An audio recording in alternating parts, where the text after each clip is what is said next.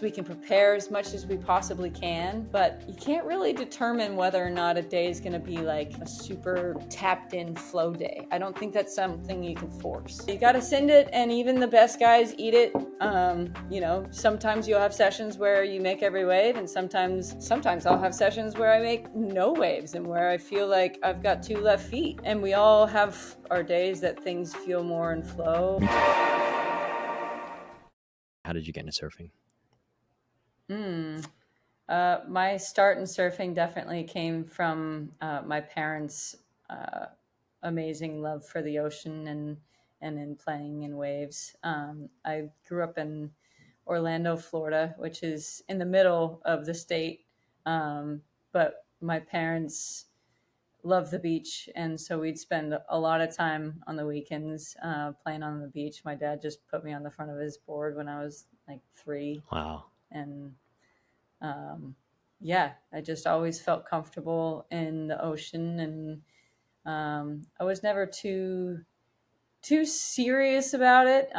It was always just like the fun thing that I did on the weekends, and then slowly I got more and more into surf culture and just interested in the whole realm, which for me that influence was the Hollywood movies Gidget and North Shore. That was like my idea of what surf culture was when I was growing up, which in both still like those films actually play a integral role still in my life, which is pretty funny to me. But How so? Interesting. Well, I still split my time on the North Shore and have been enamored of pushing my level of surfing in what I consider some of the best, most challenging waves in the world. Yeah. And just the whole understanding of like the haole on the North Shore, learning your place and really like respecting your place, and then Gidget, I would just say, I think for most women in the surf realm, if you've been doing it for longer than 15 years, you probably started at a time when you may have been the only girl in the lineup, or one of very few. And so that kind of overcoming of making your place and like asserting yourself into an arena that may feel very male dominated or may feel exclusionary.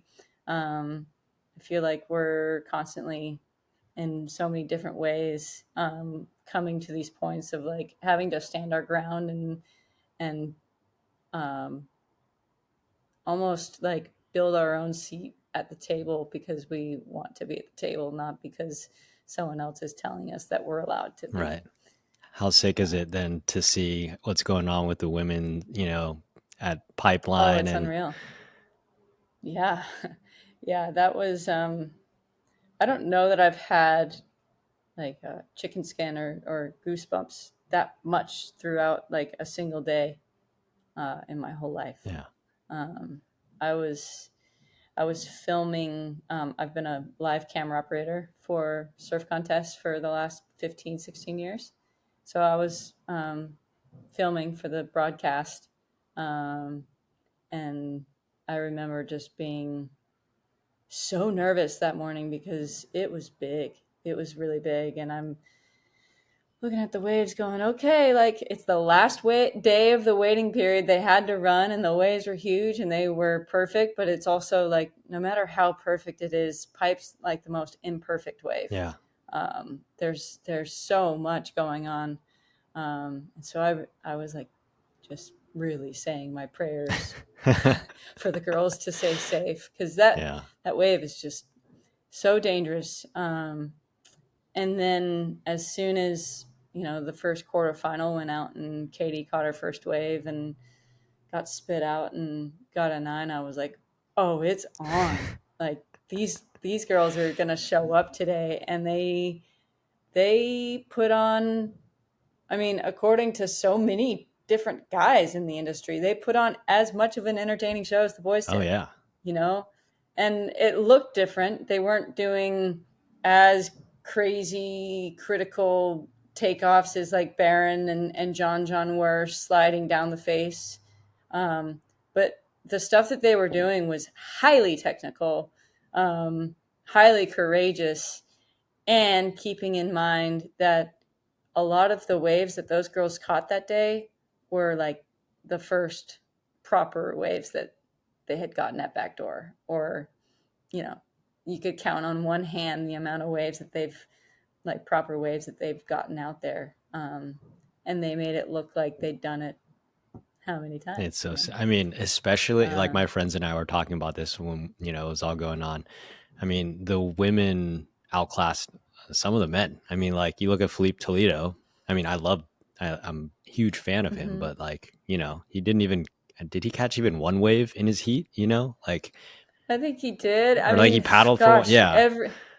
every surfer knows that, like, even in a half-hour heat or a 40-minute heat, sometimes it doesn't come together. And if your intuition is telling you don't go, pipe's a place where, like, you kind of want to listen to your intuition, because there's so many things that can go wrong. So unless you're getting like green lights inside, Yeah. even if you're scared, I feel like there's like the override, the line between fear and intuition can be murky sometimes. It's like overriding that. But yeah, it was amazing to see. A few of the girls were really able to identify the good waves and then send it when that opportunity came.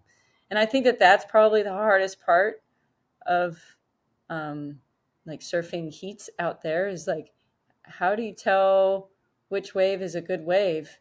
Because the biggest scores are usually the ones that don't look makeable, that look like closeouts. And,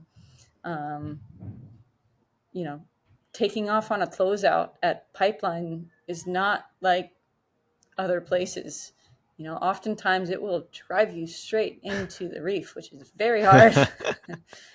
And, some of the girls, like even Katie, after her first heat, after that barrel that she made, she went for the next one and got so smashed, slammed into the reef, and had the full spectrum of experiences out there. But you can't go out there thinking, oh, well, I'm just going to play it safe and not get pounded and get the wave of my life. Right. It doesn't work like that. You kind of got to send it, like you said, right? Yeah, you got to send it, and even the best guys eat it. Sometimes you'll have sessions where you make every wave, and sometimes I'll have sessions where I make no waves and where I feel like I've got 2 left feet. Right. And we all have our days that things feel more in flow, and other times where it feels like you're just kind of going against the grain. So you really hope that the days that it's in flow, especially in competition for the girls, like you want those days to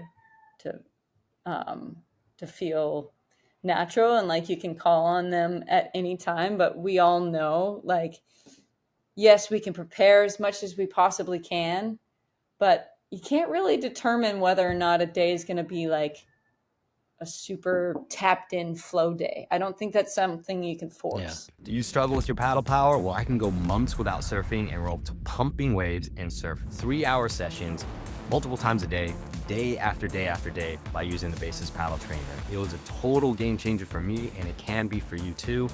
These things actually work, unlike elastic resistance bands. You can train your paddling anytime, anywhere, so you can catch more waves and have more fun.